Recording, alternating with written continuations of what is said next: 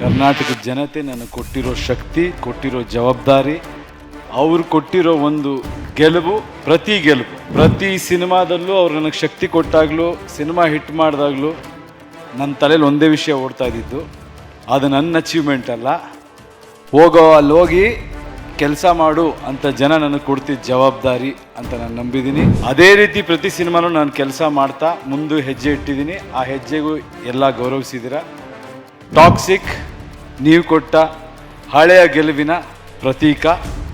ಈಗ ಮುಂದಿನ ಹೆಜ್ಜೆ ಇಡ್ತಾ ಇದ್ದೀವಿ. ಇನ್ನೂ ಒಂದು ಹೆಜ್ಜೆ ಮುಂದೆ ಹೋಗೋ ಪ್ರಯತ್ನ ಮಾಡಿದ್ದೀವಿ. ನಿಮ್ಮ ಆಶೀರ್ವಾದ ಇರಲಿ. ಯಶ್ ಮೇಲೆ ನಂಬಿಕೆ.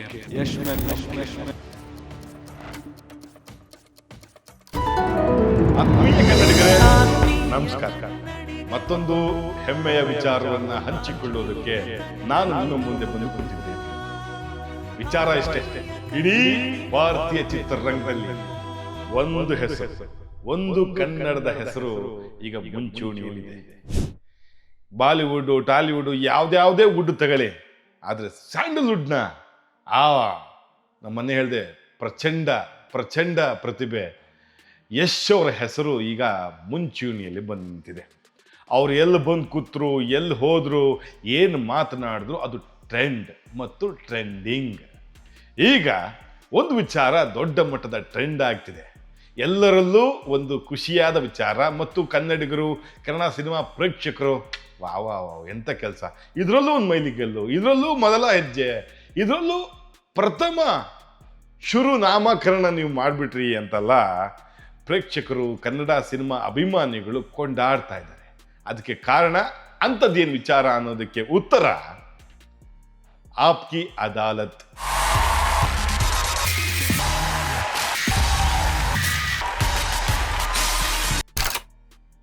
ನಿಮ್ಮ ನ್ಯಾಯಾಲಯ ಅಂತ ಕನ್ನಡದಲ್ಲಿ ಹೇಳ್ಬೋದು. ಇದು ಟೆಲಿವಿಷನ್ ಶೋ ಆಗಿದ್ದರೂ ಕೂಡ ಇಡೀ ಇಂಡಿಯಾದಲ್ಲಿ ಈ ಶೋ ಬಗ್ಗೆ ಮಾತನಾಡ್ತಾರೆ. ಆ ಶೋನಲ್ಲಿ ಕೂತ್ಕೊಂಡು, ಆ ಶೋನ ಪರಿಕಲ್ಪನೆ ಮತ್ತು ಆ ಶೋನಲ್ಲಿ ಕೂತ್ಕೊಂಡು ಮಾತನಾಡುವಂಥ ವಿಚಾರಗಳು ಅದು ಮನಸ್ಸು ಮುಟ್ಟುವ ಹಾಗೆ ಎಲ್ಲವೂ ಟ್ರೆಂಡ್ ಆಗ್ತಾನೆ ಇರುತ್ತೆ. ಆದರೆ ಈ ಬಾರಿ ಆಪ್ಕಿ ಅದಾಲತ್ನ ತೂಕ ಇನ್ನೊಂದು ಮಟ್ಟಕ್ಕೆ ತೆಗೆದುಕೊಂಡು ಹೋಗಿದ್ದಾರೆ. ಎಲ್ಲರೂ ಆ ಶೋಗೆ ಬಂದು ಕೂತು ಆ ಶೋನಲ್ಲಿ ಮಾತನಾಡಿದ ವಿಚಾರಗಳು, ಕಾಂಟ್ರವರ್ಸಿ ಆಗಿರ್ಬೋದು, ಸ್ಫೂರ್ತಿದಾಯಕ ವಿಚಾರಗಳಾಗಿರ್ಬೋದು ಅಂತ ಎಲ್ಲ ವಿಚಾರಗಳು ಆಮೇಲೆ ಮುನ್ನೆಲೆ ಬಂದು ಸದ್ದಾಗತ್ತೆ.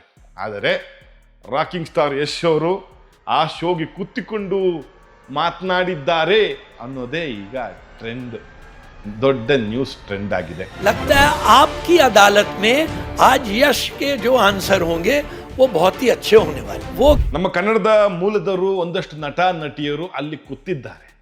ಆದರೆ ಅವರು ಇಲ್ಲಿಂದ ಹೋಗಿದ್ರು ಕೂಡ ಬೆಳೆದಿದ್ದು ಬಾಲಿವುಡ್ನಲ್ಲಿ. ಅವ್ರಿಗೆ ಆ ಲೆಕ್ಕದಲ್ಲಿ, ಆ ಕೋಟದಲ್ಲಿ ಆ ಸೀಟ್ ಸಿಕ್ತು. ಆದರೆ ಕನ್ನಡಿಗನ ಮಟ್ಟದಲ್ಲಿ ಹೋಗಿ ಕೂರೋದಿದೆಯಲ್ಲ, ಅದು ಭಾರಿ ವಿಶೇಷ. ಈಗ ಅದು ದೊಡ್ಡ ಮಟ್ಟದ ಟ್ರೆಂಡ್.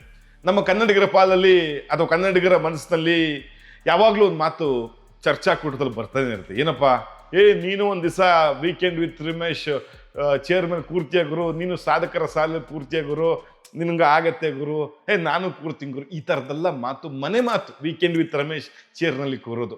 ಹಾಗೆ ಪ್ಯಾನ್ ಇಂಡಿಯಾ ಮಟ್ಟದಲ್ಲಿ ಆಪ್ಕಿ ಅದಾಲತ್ ಅನ್ನೋ ವೇದಿಕೆಯಲ್ಲಿ ಅಥವಾ ಚೇರ್ನಲ್ಲಿ ಗತ್ತಲ್ಲಿ ಕೂರೋದಿದೆಯಲ್ಲ, ಅವ್ರು ಕೇಳುವ ಎಲ್ಲ ಕ್ವಶನ್ಗಳಿಗೆ ಗತ್ತಲ್ಲಿ ಮತ್ತು ಒಂದು ಸಾಧನೆ ಹೆಮ್ಮೆಯಲ್ಲಿ ಮಾತಾಡೋದಿದೆಯಲ್ಲ, ಅದು ಭಾರಿ ದೊಡ್ಡ ವಿಚಾರ.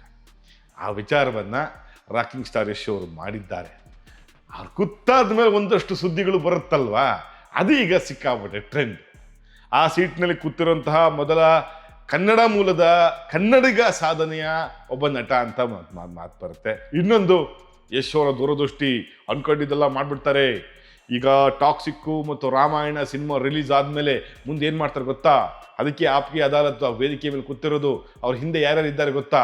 ನರೇಂದ್ರ ಮೋದಿ ಫೋಟೋ ಇದೆ ಮತ್ತು ಅವತ್ತಿನ ಜನಪ್ರಿಯ ಪ್ರಧಾನಮಂತ್ರಿ, ಮಹಿಳಾ ಪ್ರಧಾನಮಂತ್ರಿ ಈ ಇಂದಿರಾ ಗಾಂಧಿ ಅವರ ಫೋಟೋ ಇದೆ. ಅವರು ನೆಕ್ಸ್ಟು ಪಕ್ಷ ಕಟ್ತಾ ಇದ್ದಾರೆ, ರಾಜಕೀಯಕ್ಕೆ ಬರ್ತಾ ಇದ್ದಾರೆ. ತಮಿಳುನಾಡಲ್ಲಿ ಈಗಾಗಲೇ ಒಂದು ವಂಡರ್ ಆಗಿದೆ, ಕರ್ನಾಟಕದಲ್ಲೂ ಈ ಥರದೊಂದು ವಂಡರ್ ಆಗುತ್ತೆ. ಈ ರೀತಿ ಅನೇಕ ಮಾತುಗಳು ಕೇಳಿ ಬರ್ತಾ ಇದೆ.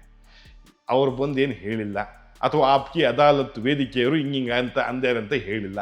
ಬಟ್ ಆದರೆ ಒಬ್ಬ ನಟ ಜನರ ಮನಸ್ಸಿನಲ್ಲಿ ಕೂತ ಅಂದರೆ ಈ ರೀತಿಯೆಲ್ಲ ಮಾತನಾಡ್ಸ್ಕೊಂತಾರೆ ಅನ್ನೋದು ನನ್ನ ಅಭಿಪ್ರಾಯ ಅಲ್ವಾ. ಹಾಗಾಗಿ ಜನರ ಮನೆ ಮಾತಾಗಿದ್ದಾರೆ ಯಶು. ಈಗಾಗಲೇ ಕನ್ನಡಿಗರು ಮಾತ್ರ ಅಲ್ಲ, ಇಡೀ ಪ್ಯಾನ್ ಇಂಡಿಯಾ ಮಟ್ಟದಲ್ಲಿ ಮನೆ ಮಾತಾಗಿದ್ದಾರೆ. ಇನ್ನೇನು ಟಾಕ್ಸಿಕ್ ಸಿನಿಮಾ ವಿಶ್ವಾದ್ಯಂತ ತೆರೆ ಕಂಡ ನಂತರ ಪ್ಯಾನ್ ಇಂಡಿಯಾ ಮಟ್ಟದಲ್ಲಿ ಮಾತ್ರ ಅಲ್ಲ, ಎಲ್ಲೋ ಒಂದು ಕಡೆ ಓದಿದೆ, ಇಂಗ್ಲೀಷ್ ಭಾಷೆಯಲ್ಲಿ 2000 ಸ್ಕ್ರೀನಲ್ಲಿ ಯುರೋಪ್ ಖಂಡ ಆದ್ಯಂತ ಟಾಕ್ಸಿಕ್ ಸಿನಿಮಾ ರಿಲೀಸ್ ಆಗುತ್ತೆ. ದೊಡ್ಡ ಮಟ್ಟದ ಪ್ರೊಡಕ್ಷನ್ ಸಂಸ್ಥೆ ಜೊತೆಗೆ ಕೈ ಜೋಡಿಸಿದೆ. ಬರೀ ಇಂಗ್ಲೀಷ್ ಭಾಷೆಯಲ್ಲಿ ಮಾತ್ರ. ನಾನು ಪ್ಯಾನ್ ಇಂಡಿಯಾ ಮಟ್ಟದಲ್ಲಿ 1-2 ಈ ಶೋ ಹಾಕಿ ವಿಶ್ವದಲ್ಲಿ ಅಥವಾ ಬೇರೆ ವಿದೇಶದಲ್ಲಿ ಆಸ್ಟ್ರೇಲಿಯಾ, ಅಮೇರಿಕಾ, ಮತ್ತೊಂದು ದುಬೈ, ಆ ದೇಶದಲ್ಲೆಲ್ಲ ಒಂದು ಶೋ ಹಾಕಿ ನಮ್ಮದು ಪ್ಯಾನ್ ವರ್ಲ್ಡ್ ಸಿನಿಮಾ ರಿಲೀಸ್ ಆಗಿದೆ, ವಿದೇಶದಲ್ಲೆಲ್ಲ ಸಿನಿಮಾ ರಿಲೀಸ್ ಆಗಿದೆ ಅಂತೆಲ್ಲ ಹೇಳ್ಕೊಂತಾರಲ್ಲ, ಹಂಗಲ್ಲ.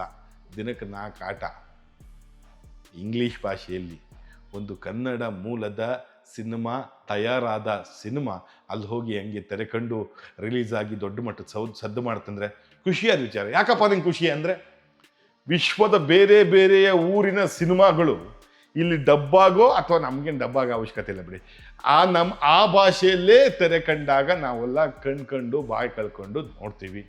ನಮ್ಮೂರಿನ ಒಂದು ಸಿನಿಮಾ ಆ ಮಟ್ಟಕ್ಕೆ ಅವ್ರ ಭಾಷೆಯಲ್ಲೇ ರಿಲೀಸ್ ಆಗುತ್ತೆ ಅನ್ನೋದಾದರೆ ಅದು ಕೂಡ ಒಂದು ಹೆಮ್ಮೆಯ ವಿಚಾರ. ಈ ವಿಚಾರದಲ್ಲಿ ನುಡಿದಂತೆ ತಾನು ಆಡಿದಂತೆ ಸಾಧಿಸಿ ತೋರಿಸ್ತಾ ಇದ್ದಾರೆ ಯಶ್ ಅವರು. ಹಾಗಾಗಿ ನನಗೇನೋ ಒಂಥರ ಖುಷಿ ಆಯಿತು. ಇದಕ್ಕೆ ಕಾರಣ ಆಪ್ಕಿ ಅದಾಲತ್ ಅನ್ನೋ ವೇದಿಕೆ. ಆ ವೇದಿಕೆಯ ಮೇಲೆ ಕೂತಿಕೊಂಡು ಮಾತನಾಡಿದ್ದು ಶನಿವಾರ ಸಂಜೆ ರಾತ್ರಿ 10 ಗಂಟೆಗೆ ಬರುತ್ತೆ. 3 ದಶಕದ ಇತಿಹಾಸ ಆ ಕಾರ್ಯಕ್ರಮಕ್ಕಿದೆ. ಅಂಥ ಒಂದು ಕಾರ್ಯಕ್ರಮಕ್ಕೆ ರಜತ್ ಶರ್ಮಾ ನಿರೂಪಣೆಯ ಕಾರ್ಯಕ್ರಮಕ್ಕೆ ಆ ಕಾರ್ಯಕ್ರಮದ ಪ್ರೋಮೋ ಬಿಟ್ಟಿದ್ದಾರೆ. ಆ ಕ್ರೌಡು ಇವ್ರನ್ನ ನೋಡೋದಕ್ಕೆ ಅಂದಿದೆ ಕಣ್ರಿ. ಅಷ್ಟು ಮ್ಯಾಸಿವ್ ಕ್ರೌಡ್. ಅಂದರೆ ಈ ಥರದ ರಿಯಾಲಿಟಿ ಶೋಗಳಲ್ಲಿ ಸೆಲೆಕ್ಟೆಡ್ ಕ್ರೌಡು ಅಥವಾ ಅವರಿಗೆ ಬೇಕಾದಂತಹ ಆಡಿಯನ್ಸ್ನ ಅಲ್ಲಿ ತಂದು ಕೂರಿಸ್ಕೊಂತಾರೆ. ಚಪ್ಪಾಳೆ ತಟ್ಟಿ ಅಂದರೆ ಚಪ್ಪಾಳೆ ತಟ್ಟಬೇಕು, ನಗರಿ ಅಂದರೆ ನಗಬೇಕು. ಅದೆಲ್ಲ ಕಟ್ ಶಾಟ್ನ ಶೂಟ್ ಮಾಡಿ ನಮಗೆ ಅವ್ರು ಮಾತಾಡೋಕ್ಕೆ ನಕ್ಬಿಟ್ರು, ಚಪ್ಪಾಳೆ ಹೊಡೆದ್ರು ಅಂತೆಲ್ಲ ಫೀಲಿಂಗ್ಸ್ ಬರೋ ಹಾಗೆ ಎಡಿಟಿಂಗ್ ಮಾಡ್ತಾರೆ. ಬಟ್ ಆದರೆ ಆ ಪ್ರೋಮೋದಲ್ಲಿ ನೋಡ್ತಾ ಇದ್ರೆ ಯಶ್ ಅವ್ರು ಬರುವಾಗ ಅನ್ನೋದಾಗಿರ್ಬೋದು, ಅವರ ಸಂತೋಷವಾಗಿ ನ್ಯಾಚುರಲ್ ಆಗಿ ಬಂದಿದೆ. ಓವರಾಲ್ ಆಗಿ ಇಂಥ ವೇದಿಕೆಗಳು, ಈ ವಿಶ್ವಮಟ್ಟದ ವೇದಿಕೆಯಲ್ಲಿ, ಇಂಥ ದೇಶೀಯ ಮಟ್ಟದ ವೇದಿಕೆಯಲ್ಲಿ ಯಶ್ ಅವರು ಕಾಣಿಸ್ಕೊಂತರದು ಒಂದು ಸಂಭ್ರಮ.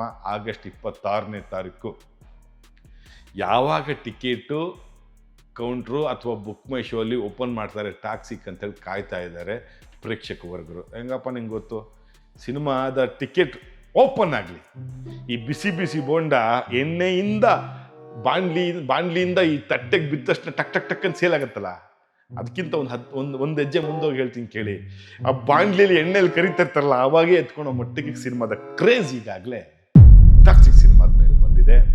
ಹಾಗಾಗಿ ಒಂದು ಕನ್ನಡದ ಸಿನಿಮಾ ಈ ಥರ ಸದ್ದು ಮಾಡ್ತಿರೋದು ನನಗಂತೂ ಆನಂದ. ಹಾಗಾಗಿ ಇದನ್ನು ಹಂಚ್ಕೋಬೇಕು, ಒಬ್ಬ ನಟನ ಸಾಧನೆಯನ್ನು ಕೊಂಡಾಡಬೇಕು ಅಂತೇಳಿ ಈ ಚಿಕ್ಕ ಚೊಕ್ಕ ವಿಡಿಯೋನ ಮಾಡಿದ್ದೀನಿ. ಇದೇ ರೀತಿಯ ಅಭಿಪ್ರಾಯವನ್ನು ಮನಸಾರೆ ಹೇಳೋದಕ್ಕೆ ನಿಮ್ಮ ಮುಂದೆ ಬರ್ತಾ ಇರ್ತೀನಿ. ನಿಮ್ಮ ಆಶೀರ್ವಾದ ಇರಲಿ. ಆತ್ಮೀಯ ಕನ್ನಡಿಗರೇ.